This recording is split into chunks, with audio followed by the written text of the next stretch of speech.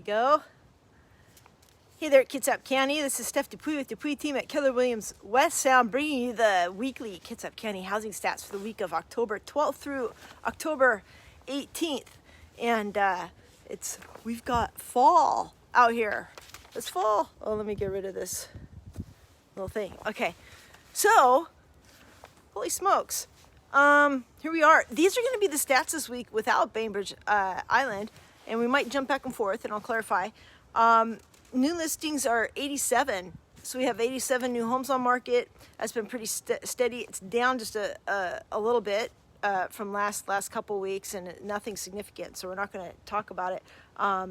Back on market, we have 18 homes in Kitsap County.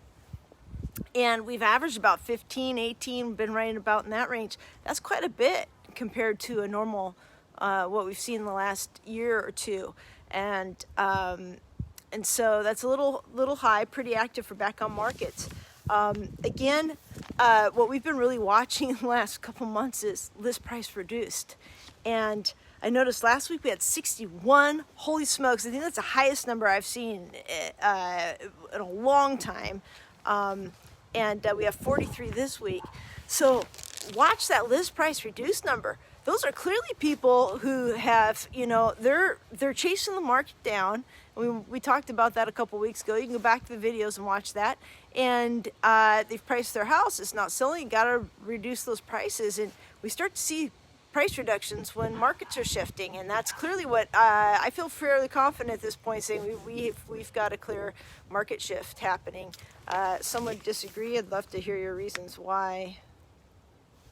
Do post. That'd be fun. Okay. We had two very courageous people who increased their list price this week.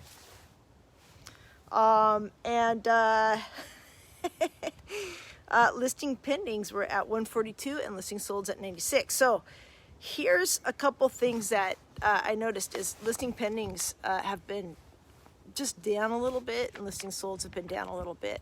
That's a little concerning. That might show a little bit of not as much pressure on the market, and we know the buyers are out there. Sellers have been saying this for months. If you want to sell in the next, short while here or the next few years, I'd get your house on market. I don't think you're going to see this strong of a market for a long time, and the numbers are really clearly telling you that story right now.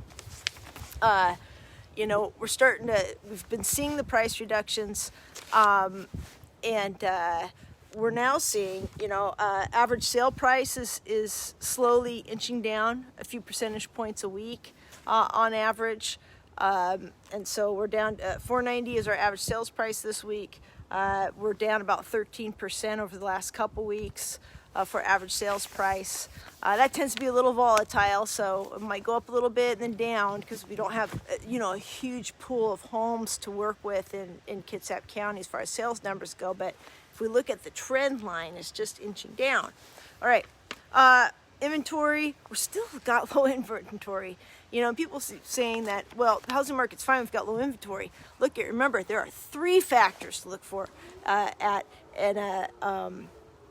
to maintain a strong housing market, and that is interest rates, inventory, and job market. A year ago, we're like, job market's like great, interest rates are great, inventory is low, solid housing market. Interest rates, they're low, they're fine right now. There's a lot of probably psychological uncertainty with interest rates. Inventory is low, good. Job stability.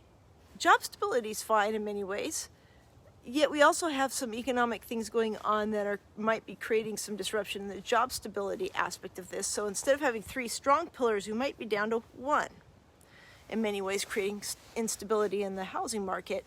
So think of it that way. It might not be as strong as you hear in the media. Not saying that it's not strong. I don't know. This could go in any direction. If I was a home seller, though, and you want to hedge your bets, I'd hedge it on selling if I needed the money. Okay.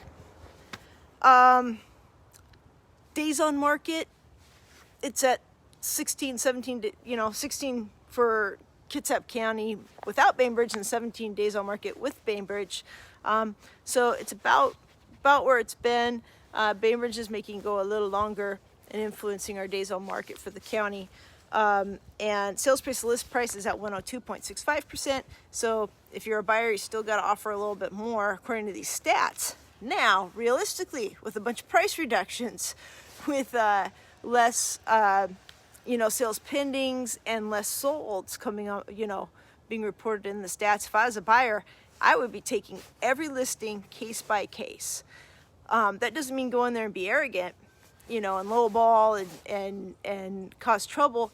What it does mean is just be a intelligent buyer, and look at days on market, look at price reductions that home may have had, and look for patterns in the price reductions. Is the seller making a price reduction every week?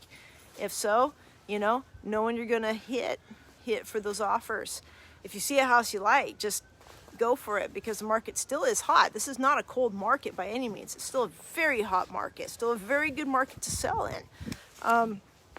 Okay, so that is the housing stats for this week. Some other big news in the real estate market, and this is just good stuff to watch, especially for sellers, man, and buyers who might be on the fence, like, gosh, should I buy now? Should I not buy? Really a case-by-case thing if you're a buyer. But sellers, Zillow has a buyer program, and they have been paying above market prices. It's been a really interesting thing to watch, and they have terminated that program. They are no longer buying, because what they were doing was they were buying homes, and they'd buy a home, let's say for $500, they put repairs into it or not, and then they try and resell it on the open market to make a profit, maybe sell it for $550 or list it for $600, and and then it wasn't selling. And they're having to price reduce, and they're having to sell it for, say, $475 for less than what they're buying it for in many markets, and they're taking a loss.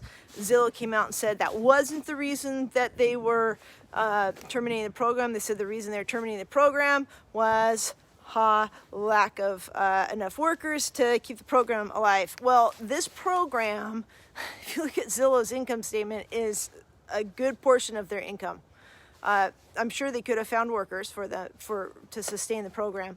And if you also just get on Zillow and look at their sales, you can see which homes were Zillow sales and the price reductions and what was happening, and just look at the math yourself. It's on the internet. So not difficult to see what was going on. So I'm not sure I believe their statement.